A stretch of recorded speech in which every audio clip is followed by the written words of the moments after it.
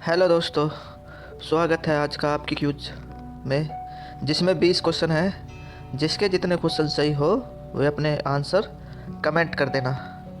तो चलो चलते हैं पहले क्वेश्चन पे। पहला क्वेश्चन है, कैल्शियम हाइड्रोक्साइड किसका नाम है? ऑप्शन है सोडा वाटर, चूने का पानी, समुद्री पानी, इनमें से कोई नहीं। तो इसका सही आंसर है चूने का पानी। नेक्स्ट क्वेश्चन पे चलते हैं। जवाहरलाल नेहरू ने किस एक्ट को दास्ता का चार्टर कहा? जवाहरलाल नेहरू ने किस एक्ट को दास्ता का चार्टर कहा? Government of India act 1919, government of India Act 1935, regulating act 1773, Pitt's India act 1784।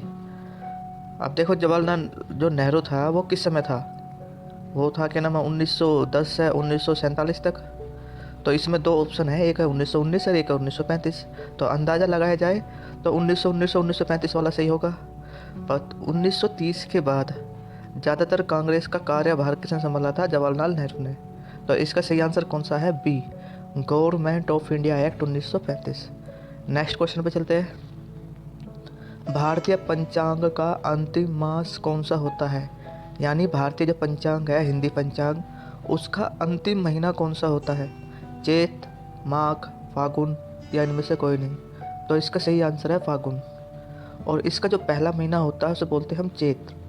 और भारतीय पंचांग को अपनाया गया था 1957 में। नेक्स्ट क्वेश्चन पे चलते हैं। विश्व में जंगली गधा एकमात्र जंगली गधा कहाँ पाए जाते हैं? तो ये पाए जाते हैं कच्छ के रण में। कच्छ के रण यानी गुजरात में। और कच्छ भारत का सबसे बड़ा क्षेत्रफल की दृष्टि से जिला है। क्षेत्रफल की दृष्टि से भारत का सबसे बड़ा जिला कौन सा है? कच्छ। नेक्स्ट क्वेश्चन पे चलते हैं। किसने आर्यों का स्थान मध्य एशिया बताया?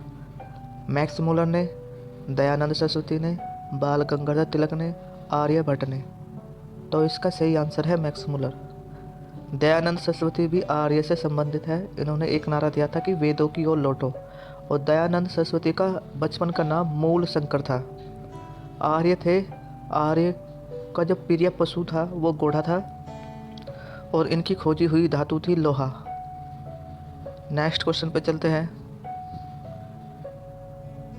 हल्दी के पौधे के खाने का योग्य भाग कौन सा है?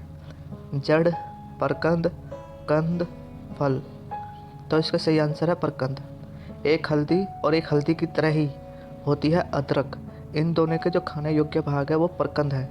और आलू का खाने योग्य भाग है कंद। नेक्स्ट क्वेश्चन पे चलते हैं।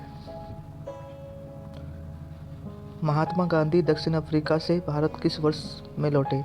1915, 1917, 1916, 1918। तो इसका सही आंसर है 1915। महात्मा गांधी 1892 में गए थे दक्षिण अफ्रीका, पर 1915 में लौटे। 7 जनवरी से 9 जनवरी के बीच। और 7 से 9 जनवरी के बीच ही प्रवासी दिवस मनाया जाता है। तो इसका सही आंसर है 1915। नेक्स्ट क्वेश्चन पे चलते हैं। जहांगीर के दरबार में पक्षियों का सबसे बड़ा चित्रकार कौन था? ख्वाजी अब्दुल, सैयद अली, बसावन, उस्ताद मंसूर। तो इसका सही आंसर है उस्ताद मंसूर। जो जहांगीर का काल था उसे चित्रकला का स्वर्ण काल कहा जाता था। तो इसका सही आंसर है उस्ताद मंसूर। नेक्स्ट क्वेश्चन पे चलते हैं। संविधान के प्रस्तावना की आधारशिला है क्रिप्स योजना, माउंटबेटन योजना, उद्देश्य योजना, कैबिनेट मिशन योजना। तो इसका सही आंसर है उद्देश्य योजना। और उद्देश्य प्रस्ताव जो पारित किया था, वो पेश किया था, वो जवाहरलाल नेहरू ने पेश किया था। तो इसका सही आंसर है उद्देश्य योजना। नेक्स्ट क्वेश्चन पे चलते हैं। एंटीबॉडीज का निर्माण होता है लिम्फोसाइट द्वारा, अस्थि मज्जा द्वारा, रुधिर प्लेटलेट्स द्वारा या इनमें से कोई नहीं। तो एंटीबॉडीज का जो निर्माण होता है वो है लिम्फोसाइट। और इसमें अस्थि मज्जा है। यहाँ पे आरबीसीआई मदद होती है। और इसका सही आंसर है लिम्फोसाइट। नेक्स्ट क्वेश्चन पे चलते हैं। विष्णु के उपासक को क्या कहा जाता है? अलवार, नयनार, भक्त, इनमें से कोई नहीं। तो इसका सही आंसर है अलवार। जो विष्णु के उपासक थे उनको अलवार कहा जाता था। और जो शिव के उपासक थे उनको नयनार कहा जाता था। इसका सही आंसर है अलवार। नेक्स्ट क्वेश्चन पे चलते हैं। निम्न में से किस नदी का प्राचीन नाम अरुण नदी था? सोन नदी, कोसी नदी, चंबल नदी, गोमती नदी। तो इसका सही आंसर है कोसी नदी।